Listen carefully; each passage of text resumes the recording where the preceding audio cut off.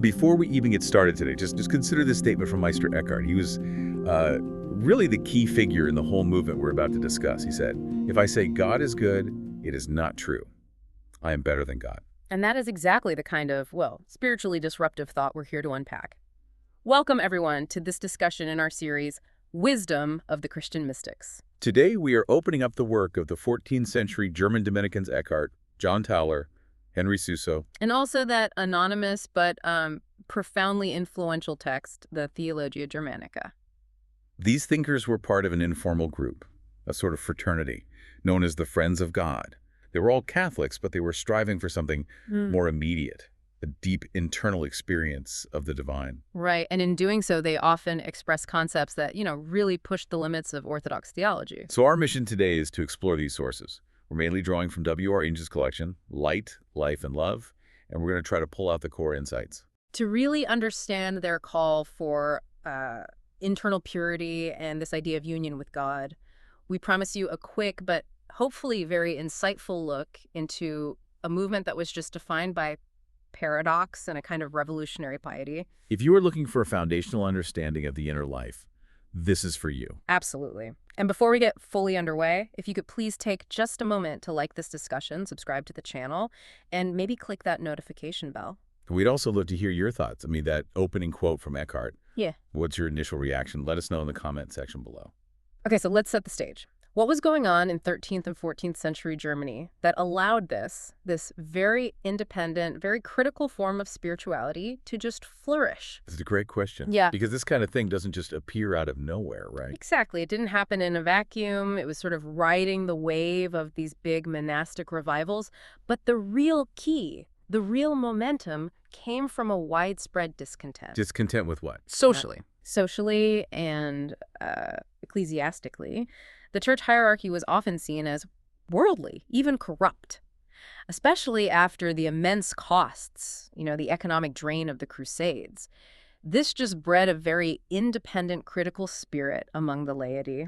And I guess that environment gave a kind of spiritual license to these unique, uncloistered groups. That's the perfect way to put it. We see the rise of the bigwins and the beggards, the corresponding male groups. These were lay people, not monks or nuns. Right, lay charitable organizations. And they adopted this intensely inward devotional religion. They had a desperate longing for immediate access to God, sort of bypassing the institutional structures which they saw as corrupt. And when they got into trouble for that. Which they did. When they faced persecution, they carried their speculative, sometimes controversial mysticism right into the established orders, especially the Dominicans and Franciscans. And that's how the tradition found its way to Eckhart and his students. But if your central goal is unmediated access to God, outside of any kind of rigid control, doesn't that almost inevitably lead to radicalism, maybe even heresy? Oh, it's a huge question, and the sources showed the dangers were very, very real. They were illustrated by some pretty extreme sects, like the Brethren of the Free Spirit. So the Orthodox mystics like Eckhart had to be extremely careful. They did. There were a few threats, but the biggest one was something called antinomianism. Which is? It's the teaching that once you reach a certain state of spiritual perfection or you're led by the Spirit, you are basically above moral law. You can do no wrong. And so the pursuit of spiritual union could just fall apart into moral license. Precisely. It was often called the false light. This idea aspired to, absorption in the Godhead, but it tragically skipped the most important ethical step, imitating the humble incarnate Christ. The later mystics, like Tauler and Suso, spent so much effort reinforcing the ethical side of it to fight against this threat. That context is so important. It shows how carefully someone like Eckhart had to tread, even as he was saying these truly radical things. So let's get back to his most shocking claims, his definitions of the divine. For Eckhart, it was simple. Any language we use to describe God actually diminishes him. If you can put a name on it, it's not really God. Exactly. He is nameless beyond our comprehension. Which brings us back to that first quote. If I say God is good, it is not true. I am better than God. I mean, how did he even begin to argue that? Wasn't he terrified of being accused of blasphemy? He was, in fact, accused of heresy and had to defend himself. But the point of the paradox is about conceptual transcendence. See, if we call something good, we're putting it in a category of comparison. Good, better, best. Okay. A good thing can, at least in theory, become better. But God, as the absolute being, the source of everything. He's above all comparison. He's outside our categories. So to call God merely good is to limit him. Ah, I see. So saying something is better than God is Eckhart's way of shocking you, of forcing you to throw out your little conceptual box for God and move toward the real, transcendent, uncreated Godhead. He's using shock to create silence. That's it perfectly. As St. Augustine said, and Eckhart loved this quote, the highest thing a person can say about God is to be silent about him. Any other description, any prating, as Eckhart called it, was just lying. So this brings us to the most intimate part of his teaching, doesn't it? The point of contact between this ineffable divine and the individual soul. Eckhart taught there's something in the soul that is uncreated and uncreatable. He called it the spark. Yes, the spark, and this spark alone, because it's untainted by what he called creatureliness, is the only part of us capable of actually apprehending God. It is the ultimate meeting place. And this is what leads to that famous and very controversial claim about union. The one that when you read it literally sounds like... It sounds like Ranck's pantheism. The eye with which I see God is the same eye with which he sees me. Mine eye and God's eye are one eye and one sight and one knowledge and one love. And this is the absolute crux of the debate and why the distinction he makes is so vital. If Eckhart were a true pantheist, he would be teaching that your human personality just dissolves into the divine. He doesn't say that. Okay, so what is he saying? The spark is the uncreated nature within the soul. Think of it like a lens. When that lens is perfectly purified through detachment, it focuses the divine light, and the vision you see is a shared one.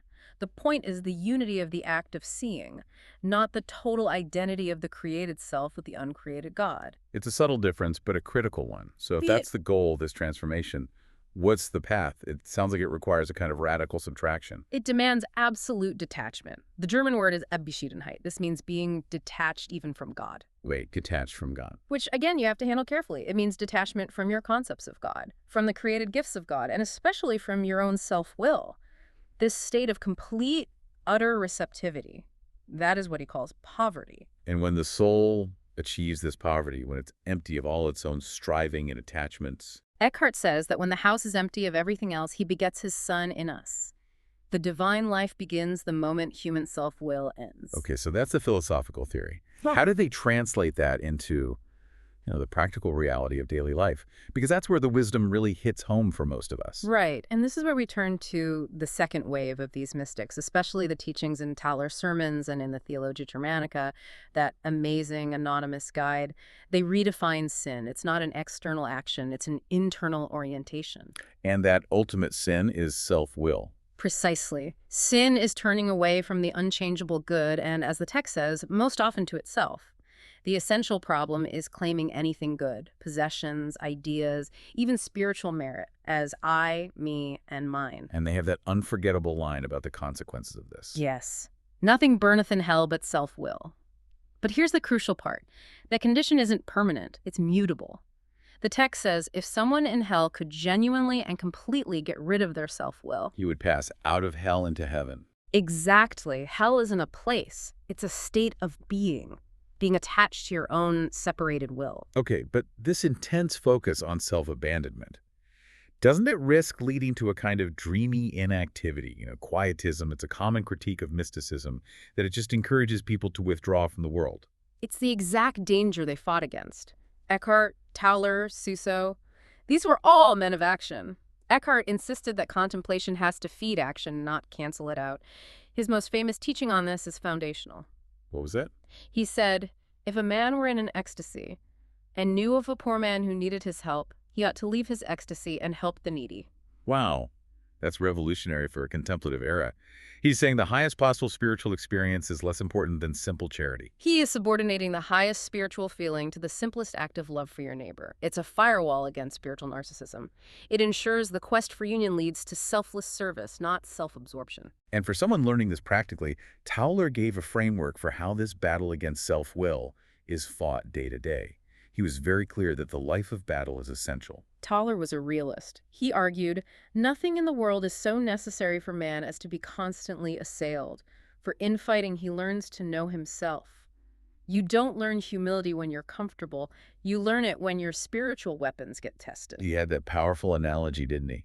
comparing a man who lets himself be overcome by evil to. A well-armed man who voluntarily lets a fly bite him to death. The remedy, he said, is just bending your nature under all things that belong to God. And they all agreed that true detachment isn't about escaping the world. Eckhart noted, it is often much harder to preserve detachment in a crowd than in a cell. Right. And Suso captured this integration perfectly, he said. He who finds the inward in the outward goes deeper than he who only finds the inward in the inward. The real spiritual work happens in the world. For anyone looking for a clear path forward, the Theologia Germanica lays it out pretty clearly. It gives this really useful structure for growth, describing the ascent in 3 stages. That's right. First, you have purification. This is for beginners. It involves repentance, confession, amending your life. Standard stuff. Pretty standard. Second is illumination. This is for those who are growing. It requires renouncing sin, actively practicing virtue, and crucially, willingly enduring trials. And then the final stage is union for the perfect. This is where you find pureness of heart, perfect love, and the uninterrupted contemplation of God. And achieving this union means being, as the text says, wholly at one with the one eternal will of God, or altogether without will, but the distinction remains. Your outer self is still moved by the needs of the world, but your inner self stands immovable in this union. But the path to this abstract Godhead, for the German school, always had to go through the life of Christ. And this is where we circle back to Suso and his really profound meditation on suffering and the humanity of Christ. Yes. Suso tells this story of asking wisdom why he focuses so much on his bitter humanity instead of the sweet Godhead. And wisdom's reply is just the stunning summary of why the incarnation is necessary. What did wisdom say? No man can come to the height of my Godhead unless he be first led through the bitterness of my humanity. My humanity is the road by which men must travel. My passion is the gate through which they must enter.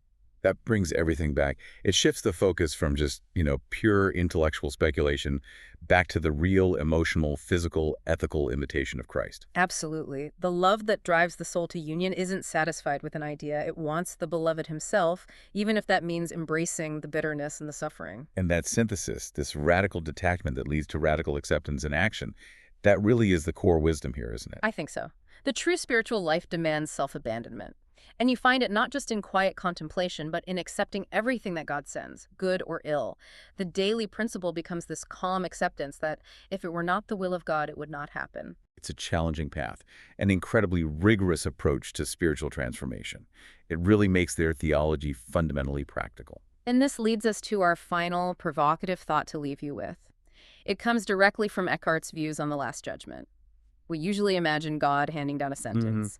But Eckhart suggested that every person pronounces their own fate. He said, as he shows himself here in his essence, so will he remain everlastingly. If self-will is hell and freedom from it is heaven, you are, in essence, carrying your own judgment with you, right now. A powerful and transformative thought to mull over.